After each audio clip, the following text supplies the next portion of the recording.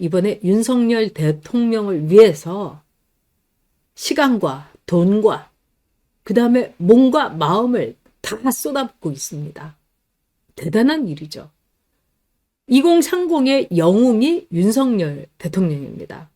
윤석열 대통령이 제일 좋아하는 호칭이 물론 공식석상에야 뭐 윤 대통령님 뭐 이러지만은 어떻게 부르는 걸 제일 좋아하냐 이랬더니 윤석열 대통령이 성렬이 형 이렇게 부르는 걸 제일 좋아한다고 합니다. 그래서 우리 2030의 젊은이들은 다 성렬이 형, 윤버지, 네, 히어로 이렇게 부르고 있다고 합니다. 멋진 아재, 멋진 어른. 그들이 원했던 그런 진짜 어른이 윤석열 대통령인 겁니다. 그래서 전국 동시다발적으로 이 내일 토요일 날 아까 여러분께도 이제 보여드렸습니다만은 네, 집회가 열립니다. 다시 한번 이제 보여드리도록 하겠습니다.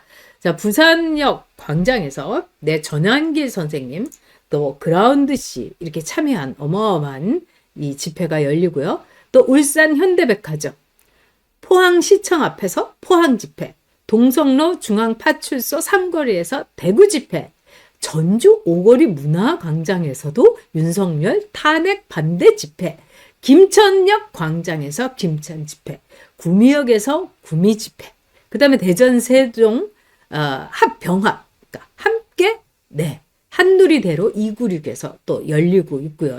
열릴 거고요. 집회가요.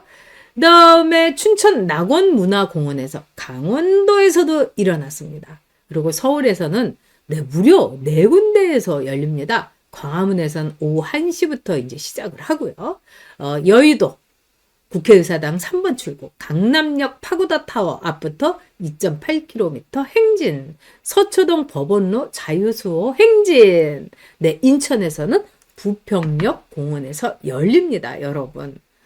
와, 이 집회라는 거는요, 이렇게 한꺼번에 확 열리면은 최고입니다, 여러분. 그러니까 한 군데에서 거대한 세력으로 이렇게 열리는 것도 중요하지만 이미 우리가 보여주지 않았습니까? 그러니까 이렇게 전국적으로 동시다발적으로 전국적으로 쫙 봉기를 하는 거, 이게 집회로서는 굉장한 효과입니다. 제가 오늘 자꾸 이제 모택동 얘기를 재수없지만 자꾸 합니다만 제가 제일 혐오하는 인물 중에 하나가 모택동과 폴포트인데요. 이 모택동도 전략 전술, 여기에서 제일 중요한 게 집회를 열 때는 중국의 곳곳에서 같은 시간대 많은 곳에서 다발적으로 모여라 이렇게 한 적이 있습니다. 뭐 좌파들이 이런 전략 전술은 우리보다 훨씬 대단하죠. 그런데 이제 우리 보수 우파도 변하고 있는 겁니다. 지금 저는 굉장히 희망적인 것이 2030에 새로운 보수 세력이 등장했다는 겁니다. 그리고 보수들의 세대 교체도 이루어졌어요. 저는 참 좋은 일이라고 생각합니다. 그동안에 이준석이가 뭐 강남에다가 대선 이 캠프 차리고 그다음에 이동훈이라고 뭐 조선일보에 편집위원 했던 사람인데 윤석열 캠프에 있었죠. 그런데 이 사람이 수산업자한테 뭐 골프채인가 뭐 금품 받은 게 나와가지고 이제 다 이제 조선일보도 잘리고 뭐 이런 사람입니다. 근데 그런 사람 모아놓고 캠프를 차렸다고 하는데 지금요 개혁신당이나 신경 써야 될 것 같더라고요. 개혁신당도 이 허은하 대표와 또 허은하 대표의 대행이라고 하는 천하람이하고 둘이 맨날 싸우고 있어요. 그런데 개혁신당에 이제 조대원이라고 이제 육사 출신의 대구에서 이제 출마했던 사람이 있는데 이 사람이 이준석에 대해서 뭐라고 하느냐. 이렇게 조폭 중에 조폭 중에 가장 더럽고 추잡한 조폭이 이준석이다. 이러면서 오늘 이야기를 한 거예요. 그러면서 이준석이가 국민의힘에 들어가려고 어떻게든지 들어가서 비비적 거리려고 국민의힘 인사들을 맨날 전화해갖고 만나고 있더라는 겁니다. 그래서 조대원이가 제보를 받았는데 그날은 윤상현 의원하고 이준석이, 천하람이, 그 다음에 박주영이 이렇게 넷이서 술 마시고 있다는 걸 제보를 받았다 이겁니다. 그러면 여러분 딱 우리가 답 나오는 거죠. 이준석이 얘가 왜 대선 캠프를 차렸겠어요.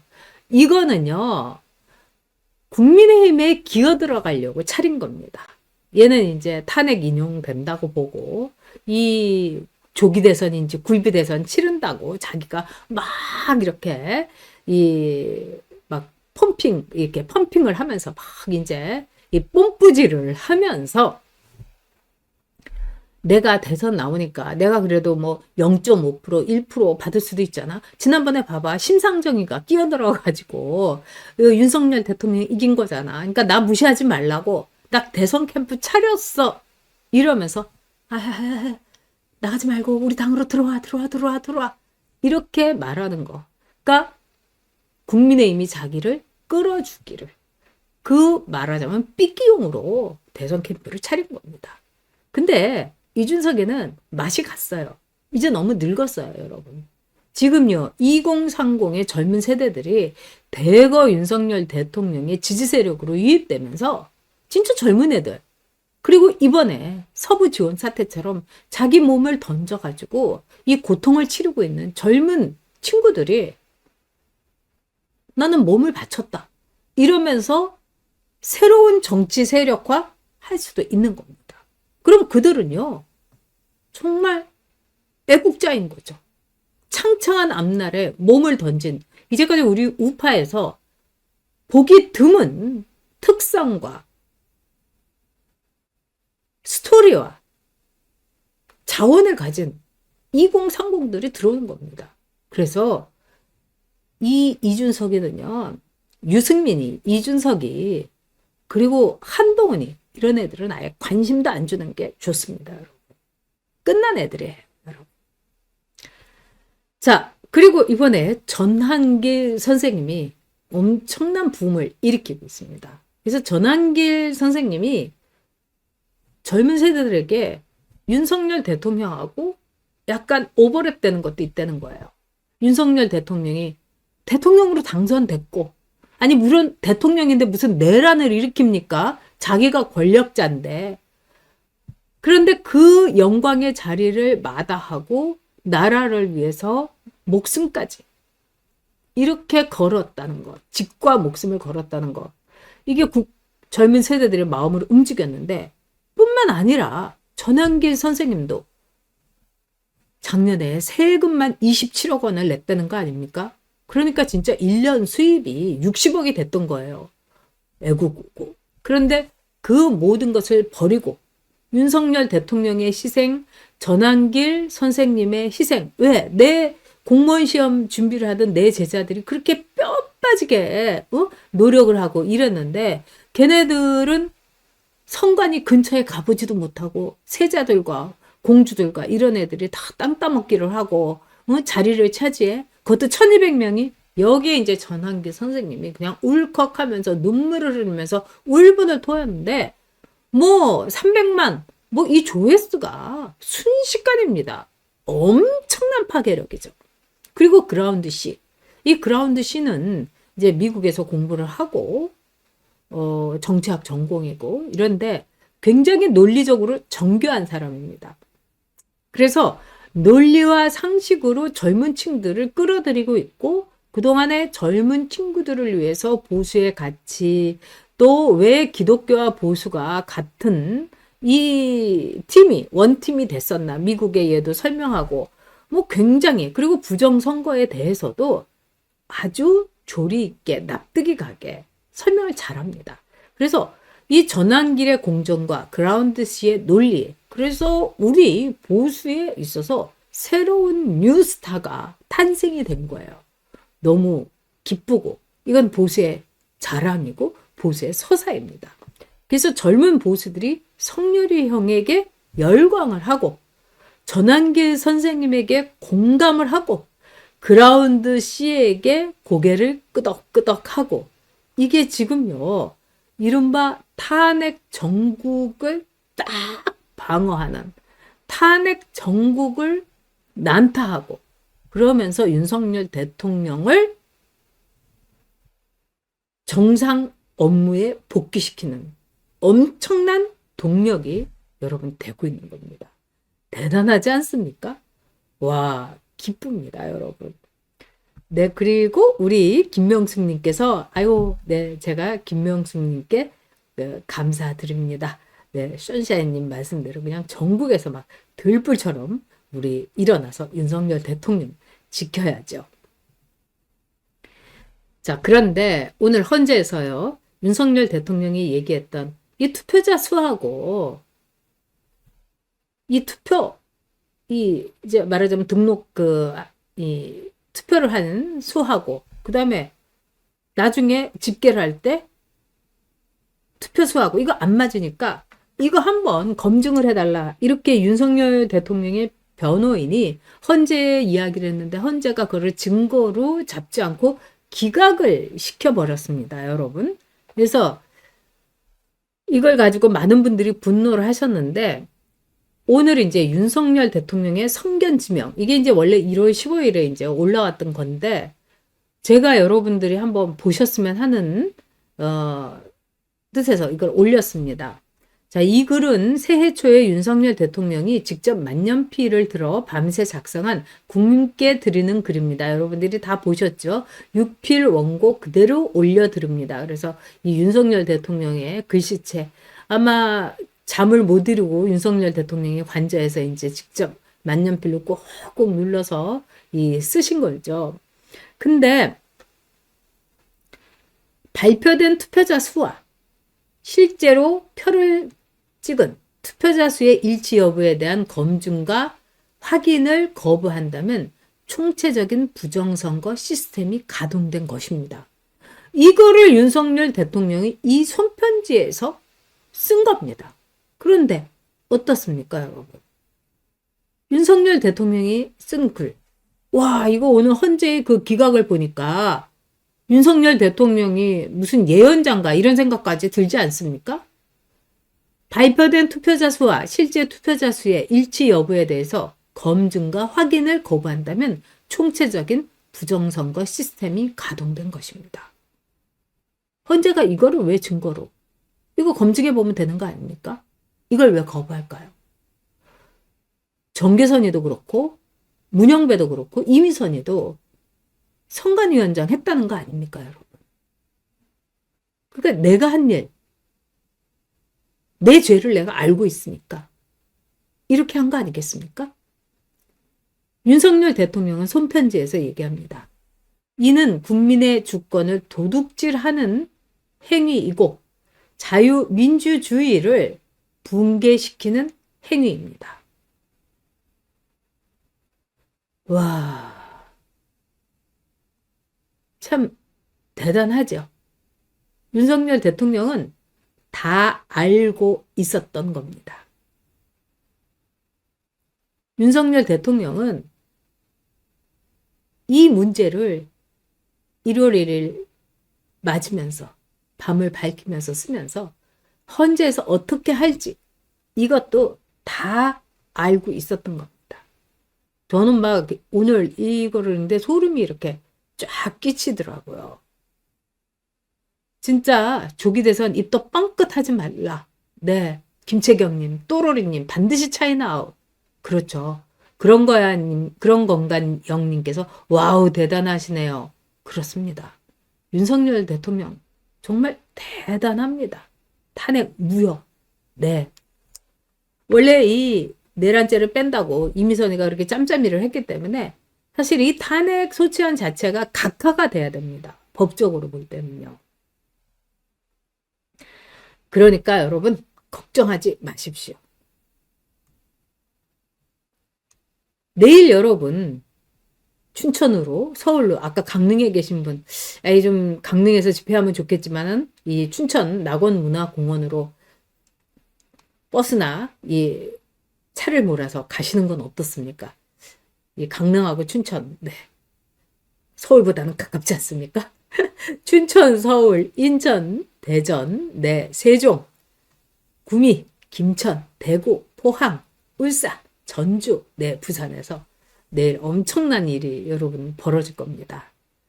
그리고 제가 볼 때는요, 우리 보수가 젊어진 거, 우리 보수가 정말로 기다리고 갈망했던 지도자를 만났다는 거, 이거는 우리 보수의 엄청난 자산입니다. 그리고 이제 보수도요, 세대 교체해야죠. 이 2030 들어왔고, 그 다음에 우리가 이분이 보수를 위해서 이런 일을 이러면서 젊은 리더십, 이걸로 바꿔야죠. 새로운 리더십. 새로운 보수는 새술, 새부대에 담아야 됩니다.